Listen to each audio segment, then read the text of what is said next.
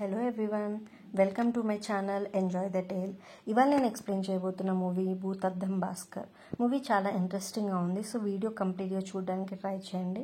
Explanation start చేసే ముందు మన ఛానల్లో వీడియో కనుక మీకు నచ్చితే please like, share and subscribe.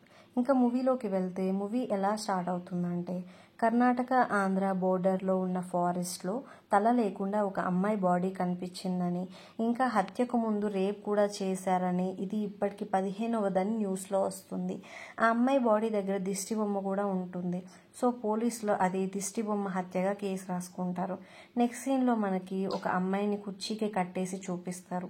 అక్కడికి ఒక అతను కత్తి పట్టుకొని వచ్చి ఆ అమ్మాయి మెడలో శివలింగం చైన్ తీసేసి దానిని ఆ అమ్మాయి నోట్లో కుక్కి తనని కిల్ చేస్తాడు.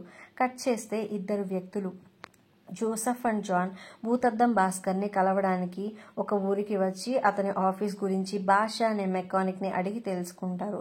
జాన్ ఫోన్ మిస్ అవ్వడం వల్ల భాస్కర్ దానిని కనిపెడతాడేమోనని వస్తారు. వాళ్ళిద్దరూ భాస్కర్ ఇంటికి వెళ్లే టైంకి భాస్కర్ ఇంట్లో ఉండడు, అతని ఫ్రెండ్ ఉంటాడు. So John and Joseph Bhaskar ఫ్రెండ్తో మా ఫోన్ పోయింది, ఎంత మనీ ఖర్చు అయినా పర్లేదు, అది కనిపెట్టమంటాడు. ఇంకా జోసెఫ్ అడుగుతాడు, భాస్కర్ సార్ అంటే నాకు చాలా ఇష్టం, సార్లా అవ్వాలంటే ఏం చేయాలని. ఇప్పుడు మనకి భాస్కర్ ఫ్లాష్ బ్యాక్ చూపిస్తారు. భాస్కర్ తన ఫ్యామిలీ అండ్ ఫ్రెండ్స్తో చాలా హ్యాపీగా ఉంటాడు. లక్ష్మికి లైన్ వేస్తూ ఉంటాడు. లక్ష్మి, శ్రావణి భాస్కర్ నైబర్స్. భాస్కర్కి ఒక అన్నయ్య ఉంటాడు. అతను ముస్లిం అమ్మాయి రేష్మని లవ్ చేశాడు. సో రేష్మ వాళ్ళ నాన్న అలీ భాస్కర్ వాళ్ళ అన్నతో గొడవ పడతాడు. ఆ గొడవ జరిగిన తర్వాత కూడా రేష్మ భాస్కర్ వాళ్ళ అన్నయ్య లవ్ చేసుకుంటూనే ఉంటారు. ఈ విషయం తెలిసిన అలీ రేష్మను కాలేజ్కి మానిపించి ఇంట్లో ఉంచేస్తాడు. సో ఇది తట్టుకోలేకపోయిన భాస్కర్ అన్నయ్య రేష్మని ఎక్కడికైనా తీసుకెళ్లిపోదామని రేష్మ ఇంటికి వెళ్తాడు. కానీ అక్కడ రేష్మ తన నాన్న ఇద్దరూ చనిపోయి ఉంటారు. అక్కడికి వచ్చిన పోలీసులు భాస్కర్ అన్నయ్యే హత్య చేశాడని కేసు ఫైల్ చేస్తారు. కానీ భాస్కర్ తన అన్నయ్య నిరపరాధి అని ప్రూవ్ చేయడానికి క్లూ వెతికినా ఇంట్లో ఏం దొరకదు. ఈలోపు భాస్కర్ అన్నయ్య బెయిల్ మీద బయటికి వస్తాడు. అవమానం తట్టుకోలేక సూసైడ్ చేసుకుంటాడు. తన అన్న చనిపోయాక భాస్కర్ అసలు నిజమేంటో తెలుసుకోవాలని రేష్మ వాళ్ళ గార్డెన్లో క్లూ కోసం చూసినప్పుడు ఫుట్ ప్రింట్స్ ఇంకా శివలింగం చైన్ కనపడుతుంది. అది పోలీసులకు చూపించినా వాళ్ళు పట్టించుకోలేదు. సో అప్పటి నుండి తన అన్నలాగా ఎవరికీ జరగకూడదని డిటెక్టివ్ అయినట్టు చూపిస్తారు. నెక్స్ట్ భాస్కర్ ఎంట్రీ ఉంటుంది. భాస్కర్ ఫోన్ ఎలా పోయిందని చెప్పి జాన్ అడుగుతాడు. అప్పుడు జాన్ తను ఎవరో అమ్మాయితో రిసార్ట్లో ఉన్నప్పుడు తను వీడియో తీశాడు ఆ అమ్మాయిని, ఇంకా రిసార్ట్ నుంచి వచ్చేసేటప్పుడు పోగొట్టుకున్నానని చెప్తాడు. దానిని కనిపెట్టి రిసార్ట్ వాచ్మెన్ దొంగతనం చేశాడని తెలుసుకుంటాడు భాస్కర్. జాన్కి రికవర్ చేసి ఇచ్చేస్తాడు. సో ఇలా భాస్కర్ లైఫ్ కేసులని సాల్వ్ చేస్తూ ఫ్యామిలీ అండ్ ఫ్రెండ్స్తో స్పెండ్ చేస్తూ సరదాగా సాగిపోతూ ఉంటుంది. కట్ చేస్తే ఫారెస్ట్లో మళ్లీ అమ్మాయి శవం మొండెం లేకుండా దిష్టి బొమ్మ పెట్టి కనపడుతుంది. ఈ కేసుని భాస్కర్ ఫ్రెండ్ రామ్ హ్యాండిల్ చేస్తున్నాడు. రామ్ ఒక పోలీస్ ఆఫీసర్. ఏదైనా సాల్వ్ చేయలేని కేసెస్లో భాస్కర్ హెల్ప్ తీసుకుంటూ ఉంటాడు. సో ఈ కేసు భాస్కర్ దగ్గరికి వస్తుంది. ఫారెస్ట్లో డెడ్ బాడీని ఫారెన్సిక్ ఆఫీసర్ రుద్రవేణి చెక్ చేస్తూ ఉంటుంది. ఇంకోవైపు భాస్కర్కి క్లూ ఏమీ దొరకదు.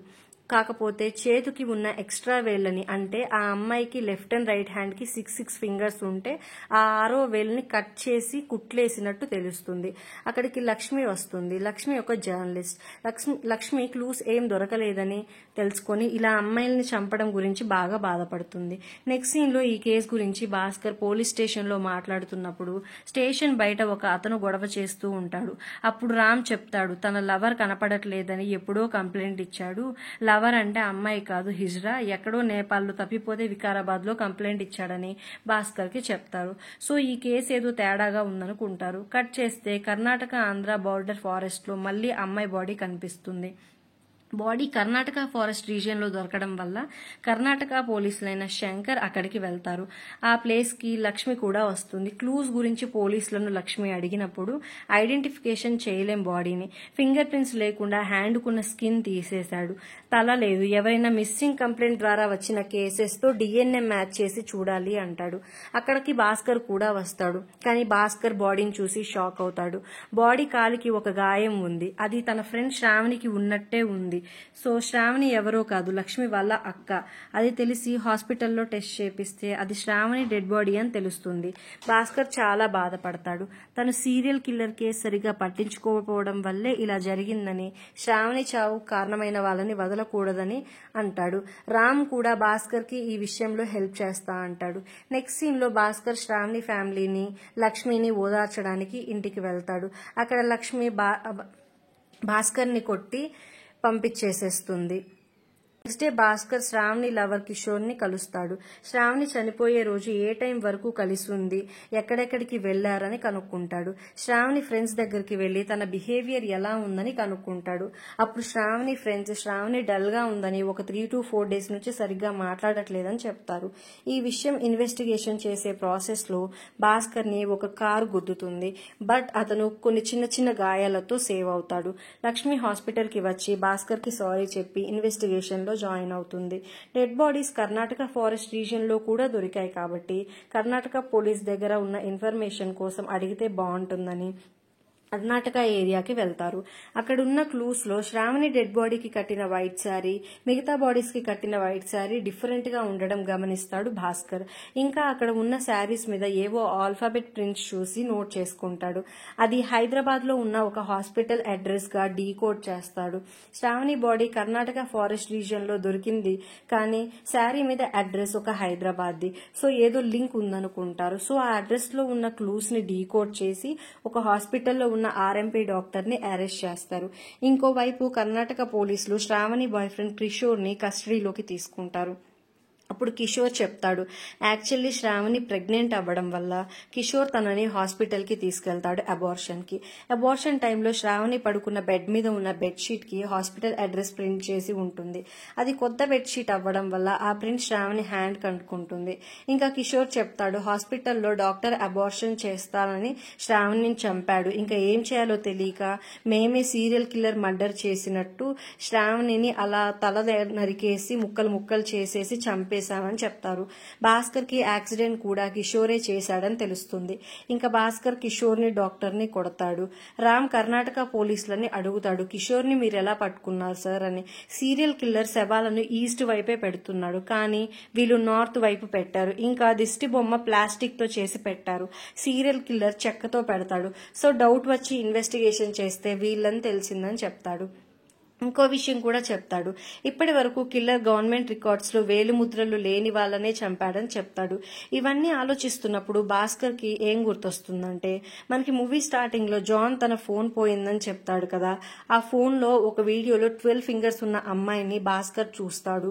ఇంకా ఆ అమ్మాయి మెడలో శివలింగం చైన్ కూడా చూస్తాడు. సో ఈ కేసుకి తన అన్న కేసుకి ఏదో సంబంధం ఉందనుకుంటాడు. నెక్స్ట్ కట్ చేస్తే సీరియల్ కిల్లర్ ఎవరో అమ్మాయిలని చంపుతున్నట్టు చూపిస్తారు. నెక్స్ట్ సీన్ లో రామ్, ప్రియా, భాస్కర్ ఇంకా భాస్కర్ ఫ్రెండ్ జాన్ ఇంటికి వెళ్తారు. ఎందుకంటే జాన్ ని కలిసాకే ఆ 12 ఫింగర్స్ అమ్మాయి కనపడకుండా పోయింది. అందుకని అతన్ని ఇన్వెస్టిగేషన్ చేయడానికి వెళ్తారు. అక్కడ జాన్ చెప్తాడు, వర్క్ ప్రెషర్ తట్టుకోలేక అమ్మాయిలతో ఎంజాయ్ చేస్తాను తప్ప వాళ్ళని నేను చంపనని చెప్తాడు. ఇంకా ఆ అమ్మాయిని రిసార్ట్ లోనే కలిసా, డీటెయిల్స్ తెలియదని చెప్తాడు. కాకపోతే తను ఆ అమ్మాయితో రూమ్ లో ఉన్నప్పుడు డోర్ లాక్ చేసి లేదని, ఇంకో బుర్కా వేసుకున్న అమ్మాయి వచ్చి తీసుకెళ్లిపోయిందని చెప్తాడు. నెక్స్ట్ జాన్ బుక్ చేసుకున్న అమ్మాయి రావడంతో జాన్ ఇంకా పట్టించుకోలేదని చెప్తాడు. అదే టైంకి ఆంధ్ర ఫారెస్ట్ రీజియన్ లో ఇంకో మర్డర్ జరిగిందని కాల్ వస్తుంది. ఇంకా భాస్కర్ ఆలోచిస్తూ 12 ఫింగర్స్ అమ్మాయి సెక్స్ వర్కర్ కాబట్టి మిగతా చనిపోయిన వాళ్ళు కూడా సెక్స్ వర్కర్స్ అవ్వొచ్చని అనుకుంటాడు. ఇదంతా తెలియాలంటే 12 ఫింగర్స్ అమ్మాయితో పాటు ఉన్న బుర్కా అమ్మాయి ఎవరో కనుక్కోవాలని అనుకుంటారు. సో రిసార్ట్ వాచ్మెన్ కి ఏమైనా తెలుసుంటుందేమోనని అతన్ని ఇన్వెస్టిగేషన్ చేస్తే ఆ రోజు ఇద్దరు బుర్కాలో కార్లో వచ్చారు. ఒక అమ్మాయి, ఒక హిజ్రా. 12 ఫింగర్స్ తో ఉన్న ఆవిడ హిజ్రా అని తెలుసుకుంటారు. సో వాళ్ళు వచ్చిన కార్ డీటెయిల్స్ సీసీ క్యామ్ ద్వారా కనుక్కోవాలని భాస్కర్ రామ్ కి చెప్తాడు. తర్వాత కొన్ని రోజులకి భాస్కర్ టీవీలో ఒక న్యూస్ చూస్తాడు. అదేంటంటే ఒక హిజ్రా అండ్ అబ్బాయి పెళ్లి చేసుకున్నారని, హిజ్రాని వాళ్ళ ఇంట్లో వాళ్ళు వదిలేశారని న్యూస్ చూస్తాడు. సో భాస్కర్ ఆ న్యూస్ చూసిన తర్వాత లక్ష్మి వాళ్ళతో హోండా కార్ ఎవరిదో డీటెయిల్స్ తెలియదు, కానీ కిల్లర్ ని ఎలా కనుక్కోవాలో సొల్యూషన్ దొరికిందని చెప్తాడు. కిల్లర్ ట్రాన్స్జెండర్స్ ని చంపుతున్నాడు. ఇప్పటి వరకు ఏ మిస్సింగ్ కంప్లైంట్స్ రాలేదనుకుంటున్నారు పోలీస్ వాళ్ళు. ఎందుకంటే వాళ్ళు చంపబడుతుంది అమ్మాయిలు అనుకుంటున్నారు కాబట్టి అమ్మాయిల మిస్సింగ్ కంప్లైంట్స్ కోసం వెయిట్ చేస్తున్నారు. బట్ ట్రాన్స్జెండర్ మిస్సింగ్ కంప్లైంట్ మన ఏరియా గుర్కా 6 ఏళ్ల క్రితమే ఇచ్చాడు, కానీ ఎవరూ పట్టించుకోలేదని చెప్తాడు. గుర్కా తను లవ్ చేసిన ట్రాన్స్జెండర్ ని పెళ్లి చేసుకున్నాడు. వాళ్ళకి ఫైనాన్షియల్ ప్రాబ్లమ్స్ వల్ల ఆ ట్రాన్స్జెండర్ ప్రాస్టిట్యూట్ గా మారింది. ఒకరోజు ఆ ట్రాన్స్జెండర్ గుర్కాతో చాలా డబ్బులు ఇస్తారని ఒక ప్లేస్ కి తీసుకెళ్తున్నారు, ఎక్కడికో చెప్పలేదని చెప్తుంది. సో గుర్కాకి ఒక 2 days తర్వాత లవర్ నుండి మెసేజ్ వస్తుంది. అదేంటంటే ఆవిడ ఆ ట్రాన్స్జెండర్ వికారాబాద్ ఫారెస్ట్ రిసార్ట్ లో ఉందని. అందుకే గుర్కా నేపాల్ నుంచి వికారాబాద్ కి వస్తాడు లవర్ ని వెతుక్కుంటూ. ఇంకా భాస్కర్ వాళ్ళకి ఏమర్థమవుతుందంటే కేసుని మిస్లీడ్ చేయడానికి ట్రాన్స్జెండర్ అని పోస్ట్ మార్టం రిపోర్ట్ లో కూడా రాయలేదని అర్థమవుతుంది. కావాలని అమ్మాయిని రాసి రేప్ అండ్ మర్డర్ అని మిస్లీడ్ చేశారని తెలుస్తుంది. కర్ణాటకలో డెడ్ బాడీస్ కి పోస్ట్ మార్టం చేసే ఆఫీసర్ చనిపోయాడని, ఇంకా ఆంధ్రాలో ఆ డెడ్ బాడీస్ కి పోస్ట్ మార్టం చేసే డాక్టర్ దగ్గరికి వెళ్తారు. అప్పుడు ఆ డాక్టర్ ఇంట్లో నుండి ఎవరో పారిపోతున్నట్టు కనిపిస్తారు. ఇంకా ఇంట్లో డాక్టర్ చనిపోయి ఉంటాడు. ఆ ఇంటిని చెక్ చేసినప్పుడు పూజ గదిలో చెక్క దిష్టి బొమ్మకి పూజలు చేస్తున్నట్టు కనిపిస్తుంది. అవి చూసిన భాస్కర్ నాకు తెలిసి ఈ ట్రాన్స్జెండర్ ని బలిస్తున్నట్టు అంటాడు. అప్పుడు లక్ష్మి తన దిష్టిబొమ్మ గురించి రీసెర్చ్ చేశానని, అసలు దిష్టిబొమ్మ ఎలా ఏర్పడుతుందని చెప్తుంది. దిష్టిబొమ్మ అనేది భస్మాసురుని తల అని చెప్తుంది. ఇంకా అప్పట్లో దేవతలు రాక్షసులు అమృతం కోసం క్షీరసాగర మదనం చేసినప్పుడు దేవతలకు తెలియకుండా భస్మాసురుడు దేవతల వైపు ఉండి అమృతం సేకరించాడు. కానీ దేవతలకి ఇది తెలిసి అతని తలని నరికేస్తారు. కానీ అప్పటికే అమృతం సేవించిన భస్మాసురుడు ఆ అమృతం తలకు ఎక్కి తల మాత్రమే బతికి భయంకరంగా చూశాడు. ఆ చూపుకి ఎలాంటి వాడైనా భయపడాల్సిందే అని చెప్తుంది. తర్వాత అసురులందరూ పరమశివుణ్ణి మెప్పించి భస్మాసురుడిని బతికించుకుంటారు. తర్వాత భస్మాసురుడు శివునికి తపస్సు చేసి పవర్స్ పొంది అది శివుడి మీదే ప్రయత్నించబోయాడు. ఇంకా మోహిని రూపంలో ఉన్న విష్ణువు భస్మాసురుడిని వధిస్తాడు. కానీ అమృతం ఎక్కిన భస్మాసురుని తల మాత్రం బతికే ఉందని చెప్తుంది. ఇది విన్న వాళ్ళు భస్మాసురునికి ఈ బలులకి ఏదైనా సంబంధం ఉందనుకుంటారు. ఇదంతా చెప్పడం బయట నుండి ఎవరో చూస్తున్నట్టు చూపిస్తారు. భాస్కర్ అక్కడి ఇంట్లో ఉన్న ఆధారాలను తగలబడడం చూసి ఈ పోస్ట్ మార్టం ఆఫీసర్ సూసైడ్ చేసుకున్నాడని చెప్తాడు. ఇంకా తగలబడిపోతున్న వాటిని ఆర్పి ఏవైనా క్లూస్ కోసం చూస్తాడు. ఆ వస్తువులలో ఒక ఆల్బమ్ హాఫ్ కాలిపోయి ఉంటుంది. అందులో ఒక అమ్మాయి కార్తో దిగిన హాఫ్ ఫోటో ఉంటుంది. అమ్మాయి ఫేస్ కాలిపోయింది, కార్ మాత్రం ఎలా ఉందంటే వాచ్మెన్ రిసార్ట్ లో బుర్కా అమ్మాయిలు కారులో వచ్చారన్నాడు కదా, దానిలా ఉంది. సో ఆ బుర్కా అమ్మాయికి ఈ పోస్ట్ మార్టం డాక్టర్ కి ఏదో సంబంధం ఉందనుకుంటారు. ఇంకా ఆల్బమ్ లో ఒక అమ్మాయి ట్రోఫీ పట్టుకుని కాలిపోయిన పిక్ ఉంటుంది. కానీ ఆ ట్రోఫీ ఏ కాలేజ్ నుంచి వచ్చిందో నేమ్ ఉంటుంది. సో వాళ్ళు ఆ కాలేజ్కి వెళ్ళి కనుక్కుంటారు. ఆ ట్రోఫీ ఎవరికి వచ్చిందో తెలుసా? మూవీ స్టార్టింగ్ లో ఫోరెన్సిక్ ఆఫీసర్ ని చూపించాను కదా, రుద్రవేణి, తనకి వచ్చింది. Rudraveni and post mortem officer ఇద్దరూ కలిసి ట్రాన్స్జెండర్ ఉమెన్ చనిపోయినట్టు కావాలనే రిపోర్ట్స్ లో మెన్షన్ చేయలేదని తెలుసుకుంటారు. వాళ్ళిద్దరికి అసలు సంబంధం ఏంటో కనుక్కోవాలనుకుంటారు. సో భాస్కర్ అండ్ తన ఫ్రెండ్ ఏమో రుద్రవేణి గురించి తెలుసుకోవడానికి తన అపార్ట్మెంట్ కి వెళ్తారు. అక్కడ వారికి జోసెఫ్ కలుస్తాడు. అతను ఆ అపార్ట్మెంట్స్ లోనే ఉంటున్నాడని చెప్తాడు. రుద్రవేణి బయటికి వెళ్ళాక తన ఇంటిని చెక్ చేయాలనుకుంటారు. జోసెఫ్ ఒక హ్యాకర్. సో రుద్రవేణి ఇంటి డిజిటల్ లాక్స్ ని ఓపెన్ చేస్తాడు. కానీ ఇలా ఓపెన్ అయినట్టు రుద్రవేణికి నోటిఫికేషన్ వస్తుంది. ఇంకా తను తిరిగి ఇంటికి స్టార్ట్ అవుతుంది. ఈ లోపు భాస్కర్ రుద్రవేణి ల్యాప్టాప్ ఓపెన్ చేసి చూస్తే 18 అమ్మాయిల ఇన్ఫర్మేషన్ ఉంటుంది. కానీ ఇప్పటికీ 17 మందిని బలిచ్చారు. చివరిగా బలిచ్చే అమ్మాయి డీటెయిల్స్ ఇంకా అప్డేట్ చేయలేదు. రుద్రవేణికి ఎవరో ఒకరు చాలా మెయిల్స్ పంపారు. అవి ఎక్కడి నుంచి వచ్చాయో కనుక్కోమని జోసెఫ్ కి చెప్తాడు భాస్కర్. ఈ లోపు రుద్రవేణి అపార్ట్మెంట్ లోపలికి రావడం చూసి ఇంట్లో నుండి బయటికి వచ్చేస్తారు. రుద్రవేణి ఇంటి లోపలికి వెళ్లి ఎవరితోనో కాల్ మాట్లాడుతుంది. అప్పుడు ఫోన్లో మాట్లాడే అతను చెప్తాడు, మన దానవులు చేసే యాగం ఆపడానికి చాలా మంది ప్రయత్నిస్తారు, నువ్వు నీ కర్తవ్యాన్ని నిర్వర్తించు అని ఏవో మంత్రాలు చదువుతూ ఉంటాడు. ఇంకా భాస్కర్ పోలీసులను తీసుకొని రుద్రవేణి ఇంటికి వెళ్తాడు. కానీ రుద్రవేణి డోర్స్ ఓపెన్ చేయదు. ఈ లోపు జోసెఫ్ భాస్కర్ వాళ్ళతో మెయిల్స్ ఎవరు పంపారో కనుక్కొని చెప్తాడు. అతను లింగేశ్వర్, రుద్రవేణి పక్క ఫ్లాట్ ఓనర్ అని చెప్తాడు.